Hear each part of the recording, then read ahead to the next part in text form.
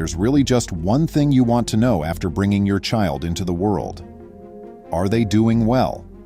After all, a newborn may exhibit symptoms of a health issue in the early postpartum period, even if they appear healthy throughout pregnancy.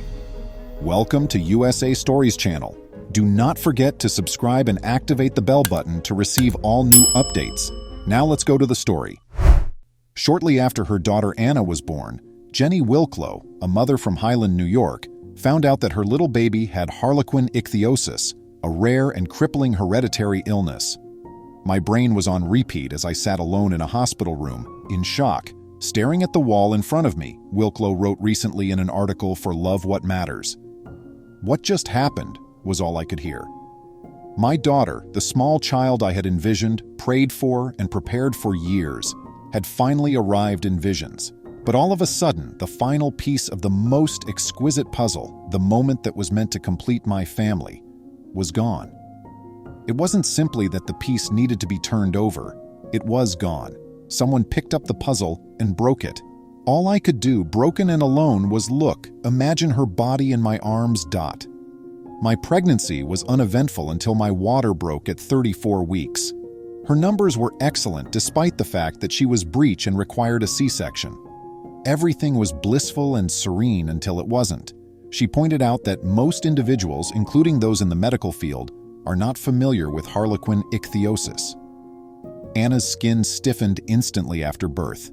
It split after hardening, leaving her with exposed sores all over her body, Wilklow revealed. The sensation they had as they put her body in my arms can only be described as broken. Her skin had been growing faster than usual for months, but all of a sudden, when it came into contact with the outside air, it started to dry up.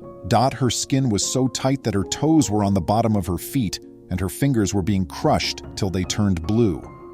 She was being frantically diagnosed by everyone, but they had never seen anything like this before. She was all right, and everything seemed ideal until it suddenly didn't. After this extremely difficult turn of events, Wilklow made the observation that your decisions in the next moments define who you are and what you become.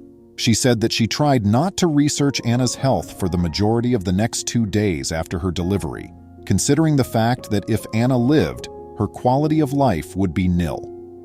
I let myself acknowledge this notion because I only considered the possibility that maybe she would be better off dead at that very moment, the most disoriented and alone moment of my life. I attempted to divert my attention from that question when it kept coming to mind. Individuals entered and exited. They related to me tales of other persons who had this condition and their amazing achievements. Everyone seemed to have checked it up except for me, since I still wasn't prepared. To pick me up from the hospital and take me to Anna, my husband came. The young child was a fighter and remained in the NICU, Wilklow revealed. However, Wilklow had to work till she arrived home with her little daughter. I was very positive in the hospital, but once I got home, I felt like I was drowning, she said in an admission to Parents.com. As time and encouragement allowed, the happy mother stated, she chose to concentrate on what I could have and not what I couldn't. She resolved to make the most of every situation. I decided that if Anna could wear only fleece, then I would pick the cutest fleece pajamas I could find, and I would match her hat every day, she said in her letter. As time passed, the additional layers from Anna's skin fell off, and I felt more comfortable taking care of her. My sister and I experimented with all kinds of oils and lotions for her hair. I spent hours trying to get rid of the excess skin, but sadly, all of her hair fell out in the process. I made little objectives for myself, and I always delighted when I accomplished one. Wilklow said that when you have a child with any type of disability, you find yourself rejoicing in even the smallest moments. If I put restrictions on what she was capable of, then that would become what she would accomplish, the woman claimed to have realized. So I made the decision to aim high. I concluded that both she and I were capable of anything. I was so happy to see new materials on her skin the first day she wore trousers. After I managed to get her hair to grow again. Hats became headbands. Little steps turned into enormous leaps, and I decided to tell everyone about Anna. The devoted mother admits that she still has bad days sometimes. I still go out and see little girls running and playing and think about Anna in the heat, and how she won't be able to do everything, Wilklow told parents.com. Seeing people's newborns in the hospital still gives me the feeling that I've been hit in the gut. Every time, I simply have to force myself to stop and concentrate on what she can do and what I can alter. Doing the work every day is simple when I'm doing it for her, and with every new accomplishment, the world celebrates with me, she writes in her Love What Matters post. Every day, Anna helps me remember to look for the good things in life, and everything else just comes into place. Tragically, she said that she used to hold herself responsible for Anna's illness. I thought it was the consequence of my greed because I wanted her so badly, even though my world was already perfect, said Wilklow. I realize now that she was given to me because of the love I already had for my daughter. I was destined to be Anna's partner, and she me. We'll demonstrate genuine beauty to the world as a team, and thanks to their touching viral tale, that's just what she and her gorgeous kid are doing. Parents.com is told by Wilklow, I think of the people she's helped and all the emails and messages I get of people thanking me and her.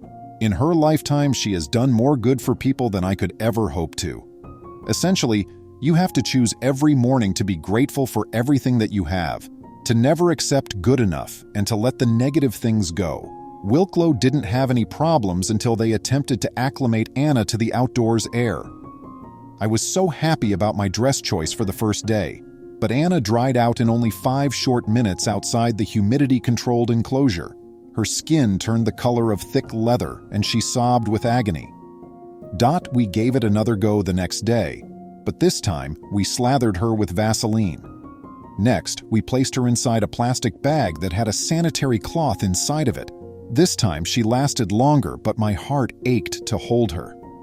The nurse attempted to remain upbeat, but I was overcome with dread that day.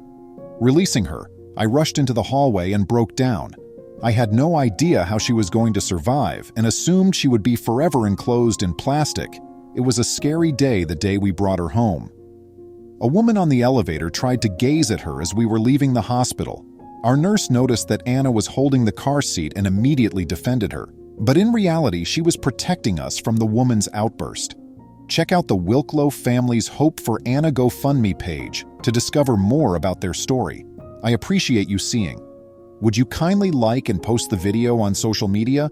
We'll respond to you as soon as we can. Please remember to subscribe to our channel, give us a thumbs up, and turn on the notification bell so you won't miss any of our videos.